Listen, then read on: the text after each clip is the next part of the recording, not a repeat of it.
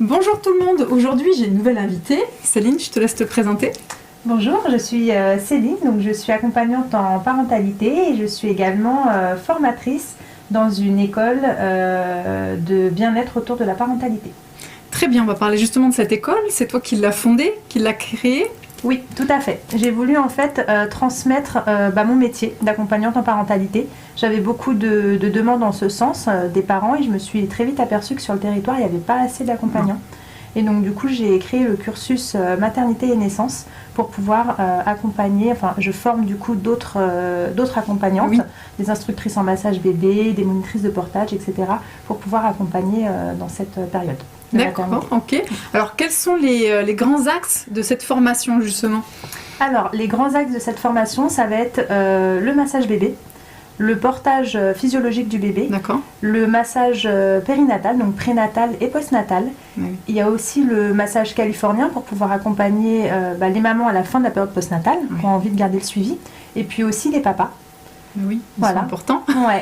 Et puis on a mis aussi en place le yoga prénatal et postnatal. Parfait. Ouais. Les papas sont présents à toutes ces activités? Oui, de plus en plus. Depuis 3-4 ans, on reçoit de plus en plus de papas. D'accord. Donc ta formation tend à former des professionnels qui vont accompagner des parents? Oui. C'est ça? Et en plus, ce centre de formation reçoit peut-être des parents pour informer ou... Alors, sur les formations, on reçoit vraiment donc, des professionnels. Alors, ça peut être aussi bien des personnes du corps médical, de la petite enfance, ou qui sont complètement en reconversion professionnelle, puisqu'on est spécialisé en reconversion professionnelle. C'est pour ça que les formations sont courtes, sur 1 ou 2 jours, avec un gros suivi derrière. On ne laisse jamais nos accompagnantes toutes seules derrière. Le but, c'est de créer une belle communauté.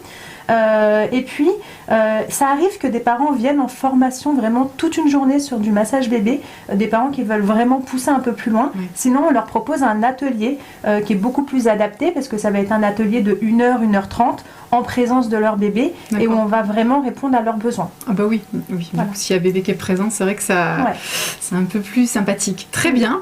Alors, à l'issue de cette formation qui dure combien de temps, Céline? Alors, on peut soit faire des modules individuels, donc de choisir de faire que la formation d'instructeur en massage bébé ou la formation de praticienne en massage prénatal. Donc là, du coup, on est sur 1 journée pour le massage bébé et 2 jours pour les autres modules. Ou alors, on peut décider de faire 2 types de cursus différents. Il y a soit le cursus maternité qui va comprendre le massage bébé, le massage prénatal, postnatal et le portage physiologique du bébé. Ou alors le cursus complet où on va rajouter le massage californien et le perfectionnement en portage, où là on va parler de tous les cas particuliers en cas de RGO. Voilà. D'accord. Ok, oui, c'est très très complet. Voilà. Donc au complet, on est sur 10 jours. Ok. Très bien.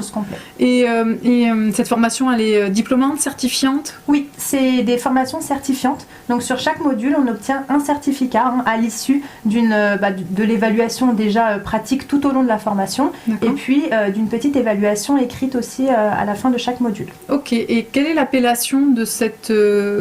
on est praticien en massage bébé, c'est ça? Voilà. Donc pour le massage bébé, on va être instructeur en massage bébé.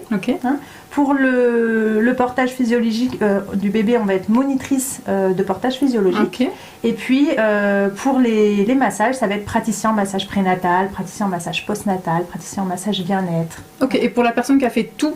Elle va être accompagnante en parentalité. En fait, le terme d'accompagnant en parentalité, ça comprend énormément de choses. Ça peut comprendre aussi du conseil en allaitement. Voilà, c'est vraiment un métier qui est en plein développement et qui comprend plein d'activités différentes. Ok, mais c'est très intéressant. Est-ce que cette formation, ou ces formations en fonction de ce qu'on choisit de faire, sont financées? Est-ce qu'il y a des aides? Alors, il y a des aides. Alors, pour l'instant, notre formation n'est pas encore prise en charge par le CPF. On espère que ça va venir. C'est des dossiers un petit peu fastidieux et difficiles à mettre en place.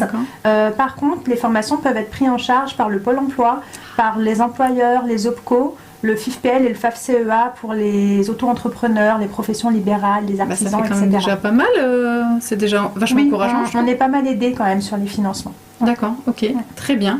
Je crois que j'ai fait le tour des questions. Si vous en avez, n'hésitez pas à les poster en commentaire à cette vidéo. Merci à toi, Céline, d'avoir répondu à toutes mes questions. Merci beaucoup. Merci à vous, on vous dit à bientôt. Merci, à bientôt. Au revoir.